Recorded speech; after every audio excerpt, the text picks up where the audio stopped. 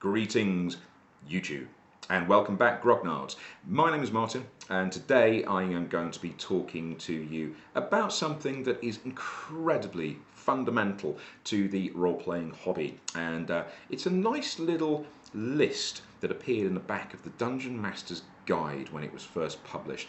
Now, in the Dungeon Master's Guide, there was a set of appendices, and they ran from A to P alphabetically, and all of them had little bits of extra charts and tables or little nuances that you could bring to your game, well, building blocks really, that you could use as a creative springboard and do really imaginative things with, all except for one, which was Appendix N, which actually was a list of inspirational and educational, in Gary Gygax's words, resources of literature.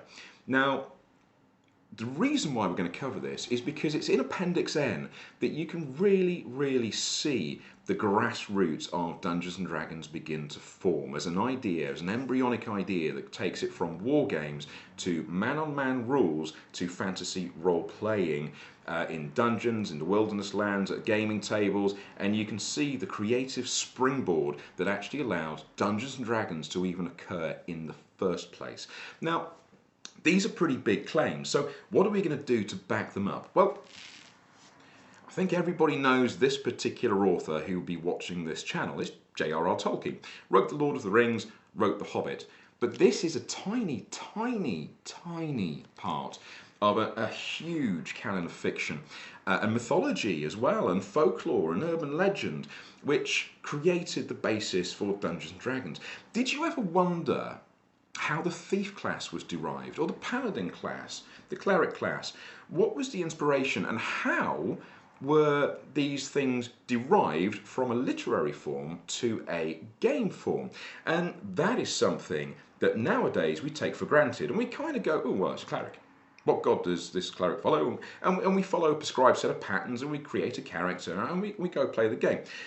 But fundamentally, we need to go back to the original literary sources to understand quite how things were derived. And I think the most common thing that people understand is Vancian magic, which comes from the author Jack Vance. And the magic system, the Vancian magic system, is you cast a spell and the words of power are simply taken away from the mind. And you have to study and you reabsorb, and you can then cast the magic again, and you have choices of spell slots that you can take up within your mind.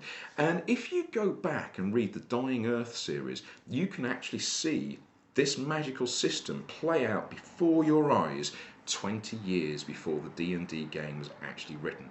And it's one thing to play it, but when you read it as it was originally envisaged, and you see the text description and the dialogue, and you bring it all together and you see that scene, it really brings home quite how the craft of the mage, wizard, magic user class was put together and created, and has been taken forth in subsequent generations of the game, and it's very integral to the core of the system as we recognise OD&D to be.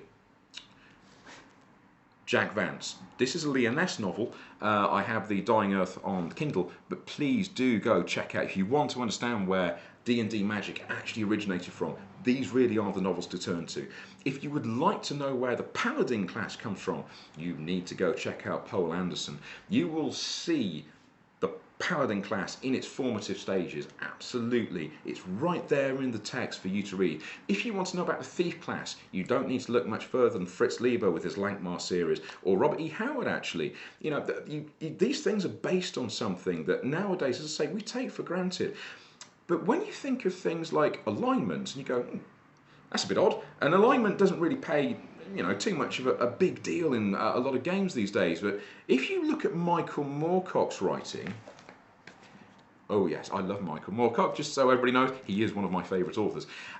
If you look at Michael Moorcock and you see the alignment there of the chaos versus law and the neutrality, and how it all fits together in this wonderful complex tapestry, and how it works and plays out in the novels, you get such a deep understanding, and all of a sudden alignment really becomes quite a powerful thing, and you can start digging into this for really rich sources of inspiration. H.P. Lovecraft is mentioned in Appendix N. H.P. Lovecraft, the Cthulhu Mythos, or the gravitational centre of the Cthulhu Mythos. Clark Ashton Smith, Robert Bloch, these are amazing writers that all contributed to that mythos, and of course have their own creations, and are all well worth checking out, especially Clark Ashton Smith. His poetry is phenomenal. You do actually have to go back to the source, and if you would like to truly understand the viewpoints of these authors as they relate to the game, they really are a must read for you to go back to and really plumb the sources for inspiration and creativity. And of course we do that now with our modern environments. We can go online and we can take inspiration from film, we can take inspiration from games, video games, all kinds of things. But back then there was Hammer horror movies. Did anybody not ever wonder where Turn Undead came from? You only have to watch Peter Cushing and Christopher Lee in the Hammer horror Dracula movies to understand where the basis of Turn Undead actually comes from. And so Appendix N, although it is a list of literary sources, there's other things that influence this game, and we know this, and there's plenty of places on the internet of very, very good discussion for just this kind of thing. So folks, I'd like to refer you on to a particular site called thearchaeum.com. Do wander through their forums, a real treasure trove, and also the OD&D discussion forums. And again, I'll put a link in the comment section, in the description section below. Do check them out. There's a wealth of information out there and resources for this. And the idea that this is a generic fantasy is a nonsense. If you look at the plane hopping that occurs later on in the game's lifespan, that came from Michael Moorcock, absolutely, without a shadow of a doubt, with his Eternal Champion cycle with Elric and that amazing sword of his Stormbringer and its compatriot Mournblade, demon swords that finally bring about the end of the world and the apocalypse. And I will not give away, I did just give away actually, the ending of the Elric saga. However, there is one line in that which I would urge anybody to read all the way through, and Stormbringer's parting statement to Elric, to me, is the ultimate ending of any cycle of fiction ever created.